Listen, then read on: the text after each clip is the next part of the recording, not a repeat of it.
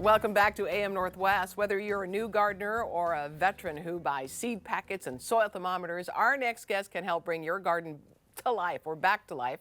Here to share his helpful tips, we welcome back the Executive Director of Growing Gardens, Jason Skipton. Great to see you again. Great to see you too. All right, so this is getting our garden ready for spring.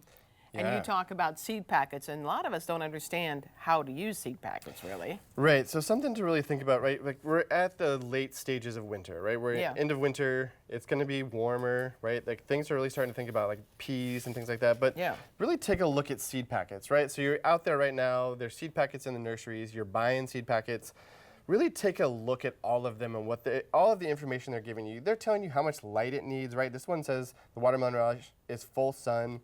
It needs to be spacing, right? This is talking about how far apart are you putting these plants.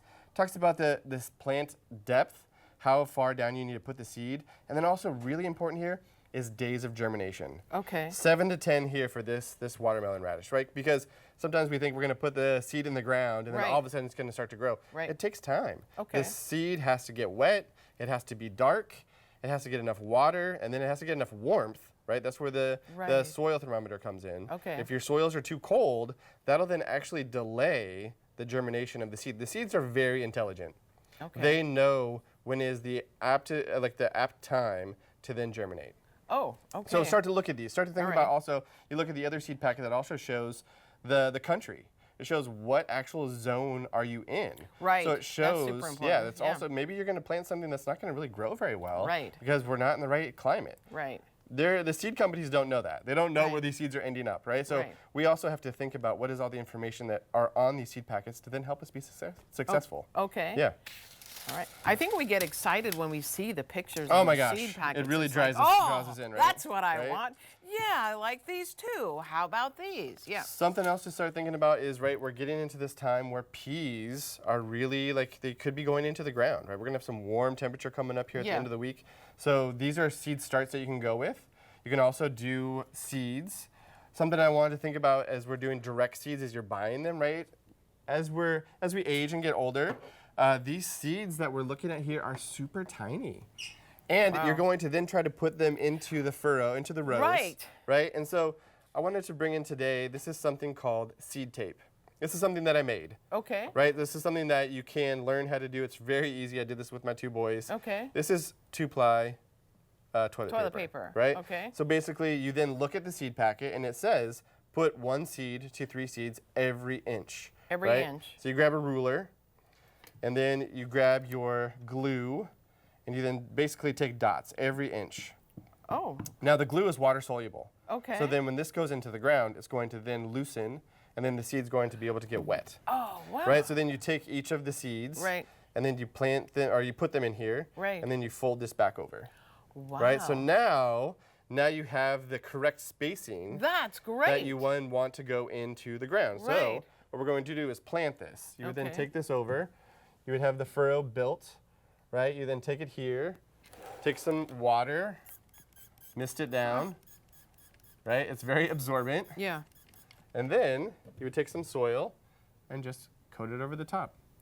And now you label it here. That is perfectly spaced. This is where they are. Yeah. I don't need to go through and worry about, 15 seeds fell out of that one spot. Now I have to go back and weed those out, thin those out. Yeah. Which, is also really important. A lot of times gardeners don't want to thin plants. No. But if you don't thin them based on the information in the seed packet, they're not going to grow to its full potential. Okay.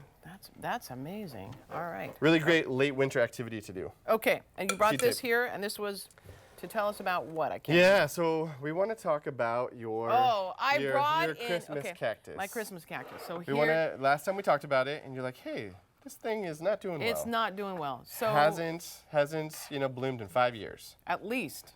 Right? At least 5 years. I mean, maybe like it'll start a little bloom and then it'll just fall off. Okay. And that's interesting. Yeah, I got it from my mother-in-law. Yeah, she had this huge, beautiful Christmas cactus.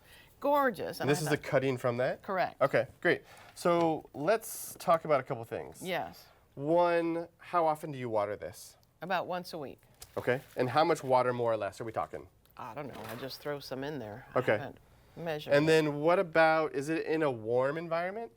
Yes, it's Okay. in our house. It's in the house.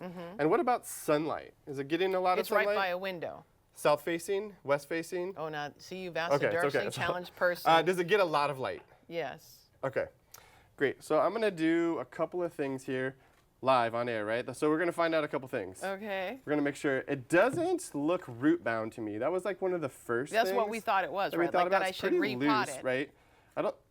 You know what? This is really wet. Okay. This is really wet soil. And you can kind of tell when it clumps together like this that it's too wet. Okay. Too wet for a cactus. So I'm wondering, I think a couple of things that would really help out for this cactus is less watering. Okay. So what do you say, every 2 weeks? Maybe even less at this point. Oh, okay. So you want the first 1 to 2 inches of this soil to dry out. Okay. You kind of want to neglect it. Oh, well, I can So, do that. right, pretty easy, right? So cactuses don't want a lot of water right now. Okay. They also don't want a lot of heat. Temperature's got to come down a little bit, right? So where do I put it? In the garage? So think about, you don't want it to freeze. Yeah. But yeah, somewhere in that 50-degree temperature range, Okay. right? You also don't want it to get a lot of sunlight. Yeah. So the garage might be a great spot for it. Think like 6 to 8 weeks without getting like really direct sunlight and a lot of sunlight. Dark place would be great. Okay. So it basically needs that dormancy phase. So what's happening here is that it's not getting its dormancy phase. No, it's not. It is It's just kind of continuously kind of in that, and it's getting water. Yeah. Right? So you want to kind of neglect it a bit. Okay. Give it 6 to 8 weeks. Yeah. Water, definitely check and see to make sure that it's like not too dry. Right. Look to make sure that that first 1 to 2 inches of the topsoil are dried out. And do I need to separate these guys a little bit? No, I think these are actually looking okay. Like this is Okay. pretty like loose in here. Yeah. That's the other thing you don't want to do a lot of. You don't want to repot this. These Christmas cactuses do like to be somewhat like, kind of like constricted and root bound. Okay. So I would say you don't need to do anything about repotting. If you were going to repot, you would only go 1 inch further out of the pot, right? You don't need like a huge pot to come into this, but this looks fine. Okay. Okay. Less water, Yeah. less temperature, Okay. and then also less light. Thank you. Thank you. Hey, by the way, if you have a question just like I did, if you have a gardening question for Jason, just send it to us and Jason will answer it in an upcoming segment. So then all you have to do is email your questions to amnw@katu.com. Jason, thank you so much. Thanks so much for a little plant therapy. Thanks for, I appreciate that. All right, we'll be right back with more AM Northwest. Don't go away. Excellent, sir.